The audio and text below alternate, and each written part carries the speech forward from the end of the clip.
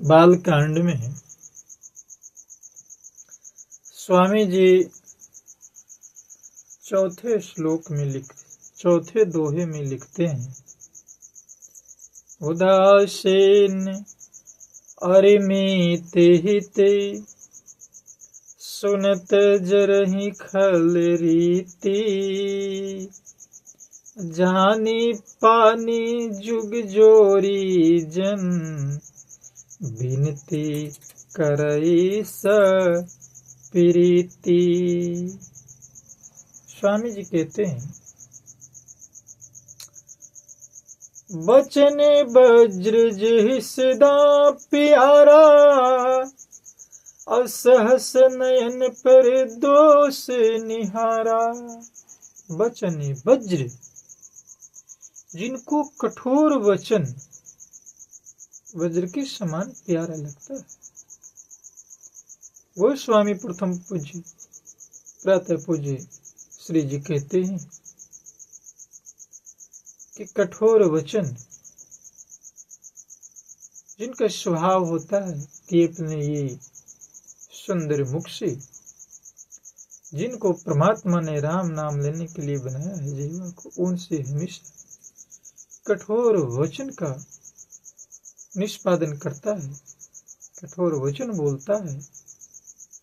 और जो हजारों आंखों से दूसरे को दोषों को देखता है, ये दो बुराई मनुष्य को ही नहीं समस्त जीवों को पतन की ओर ले जाता है। पहला, यदि स्वामी जी कहते हैं कि हमेशा हम कठोर वचन, कड़े वचनों का प्रयोग करते हैं, तो दूसरे की आत्मा को आहत पहुंचते हैं। धर्म के विषय में मानस में कहा गया है, परहित सरिस धर्म नहीं भाई। परहित सरिस धर्म नहीं भाई। इसी चौपाई को महात्मा गांधी हमेशा रटते थे। उनसे एक व्यक्ति ने एक बार पूछा भी कि गांधी जी, इतनी मोटी श्री रामचरित मानस है, सदग्रंथ है, और आप पूरे मानस को नहीं पढ़ते हैं, सिर्फ एक चौपाई आप रख लिए हैं और उसी को दिन रात रटते रहते हैं। गांधी जी जवाब देते हैं कि सुनो, यदि हम जब तक एक चौपाई को ही अपने मन में, अपनी आत्मा में धीरज नहीं धर पाते हैं, तो दूसरे चौपाई पढ़ने से हमें कोई लाभ नहीं है। तो एक चौपाई को अपने जीवन में उतार लें, तब न दूसरा पढ़ें। गांधी जी हमेशा कहते थे, इन चौपाई का उच्चारण करते थे, परहित सरिस धर्म नहीं भाई। पर पीड़ा समय नहीं अधमाई। पर पीड़ा समय नहीं अधमाई। यानी परहित, दूसरे की भलाई से बड़ा परहित सम धर्म नहीं भाई।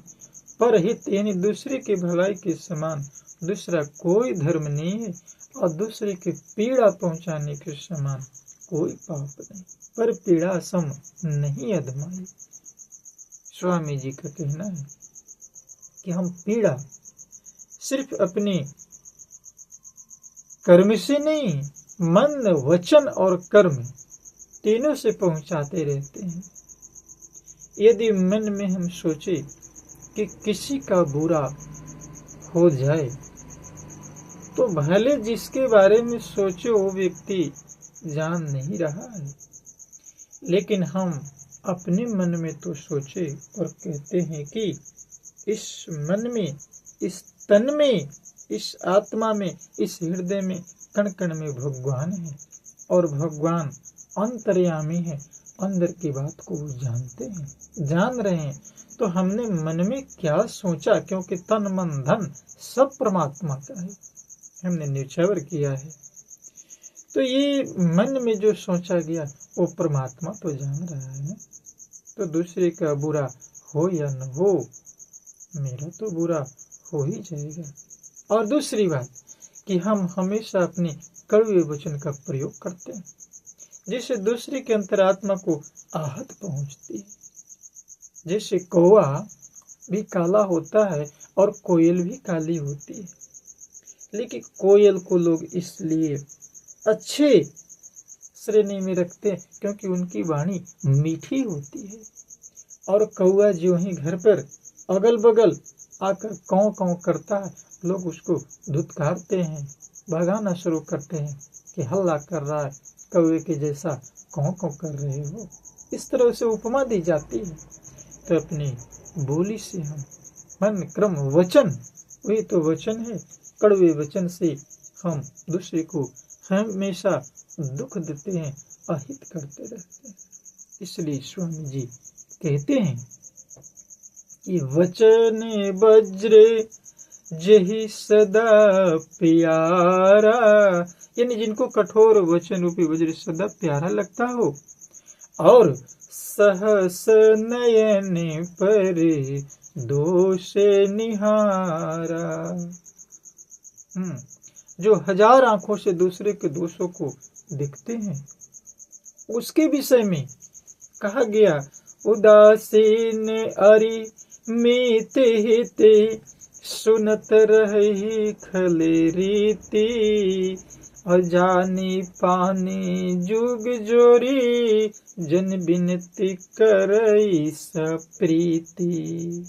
स्वामी जी का कहना है कि दुष्टों की यही रीति है कि वे उदासीन, शत्रु अथवा मित्र किसी का भी हित सुनकर जलते हैं। यह जानकर दोनों हाथ जोड़कर यह जन प्रेम पूर्वक उनसे विनय करता है।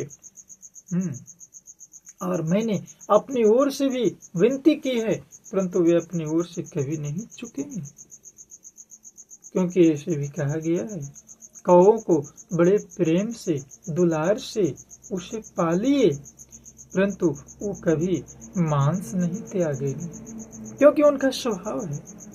तो दुष्टों का ये स्वभाव होता है कि वे संत की भांति असंत दोनों के चरणों की वंदना करने के बाद भी दुष्ट लोग कष्ट ही देते हैं। कैसे? वायस पालियहि अति अनुरागा, बायस पलियहि अति अनुरागा, बायस पली, बायस कौवा अति अनुरागा, अहो ही निरामी से कबहू न कागा, कबहू न कागा। कौवा। इस पर स्वामी जी कहते हैं कि संत और असंत दोनों दुख देने वाले होते हैं। संत यदि बिछुड़ जाए तो मन में बहुत दुख होता है, इसलिए संत बिछुड़े नहीं, इसका हमें प्रयास करना चाहिए। मन सिखाती है, संत बिछुड़े नहीं, और असंत कभी मिले नहीं। बिछुड़त एक प्राण हरि लेहि, अमिलत एक दुख दारुण देहि। एक बिछुड़े नहीं और एक मिले नहीं, ये हमें प्रयास करना चाहिए। संत यदि मिल जाए, ज्ञान यदि मिल जाए, ब्रह्मवाणी यदि मिल जाए, तो वो कभी उसे हीरे और मोती जवाहरात से भी कीमती समझकर, अपने प्राणों के समान प्यारी समझकर उसे संजोग कर रखना चाहिए, उनको बिछोड़ने नहीं देना चाहिए। देखिए, सच्चा संत हो तब तो दिखावटी नहीं, बात बनाने वाला नहीं, लंबे लंबे प्रवचन देने वाला नहीं, जो सत्कर्म करे, वैसा संत जो संत के लायक हो, और असंत कभी मिले नहीं। देखिए, दुष्टों से मिलने से जो हानि होती है वो मन, क्रम, वचन तीनों को प्रभावित करती है। इसलिए प्रभु से हमें प्रार्थना करनी चाहिए कि दुष्टों से हमें बचाएं। जितनी अपनी करनी से हानि नहीं होता है, उतना दुष्टों से, दुष्ट के ऐसे मीठे मीठे वाणी होती है कि कभी कभी हम उनके चक्कर में फंस जाते हैं और हम समझते हैं कि ये संत है, लेकिन वो होता है अंदर से असंत। और अंदर की तस्वीर हमें इन भौतिकवादी आंखों से, फिजकली नेत्रों से नजर आती नहीं, हम उनके जाल में फंस जाते हैं। इसलिए स्वामी जी कहते हैं कि हम उन्हें दूर से ही नमस्कार करें, उनसे बचने का प्रयास करें, अपने आप को सावधान रखें। तो ये कथा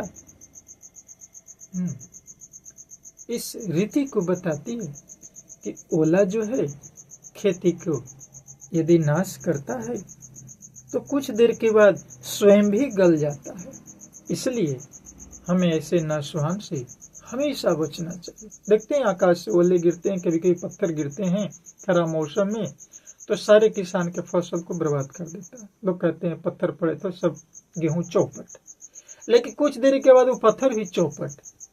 तो दुष्टों की यही रीति है कि स्वयं दूसरे को चौपट करते हैं और स्वयं भी चौपट हो जाते हैं। इसलिए हमेशा संत जनों के साथ संगति करनी चाहिए, लेकिन पहचान करके। लेकिन शब्द लगाया है स्वामी जी ने, लेकिन पहचान करके। ऐसे में तो आए ये अमृत बेला में ये राम रूपी कथा का हम श्रवण करें और अपने जीवन को आनंद से भरे। श्री राम जय राम, जय जय राम, श्री राम जय राम, जय जय राम, श्री राम जय राम, जय जय राम, श्री राम जय राम।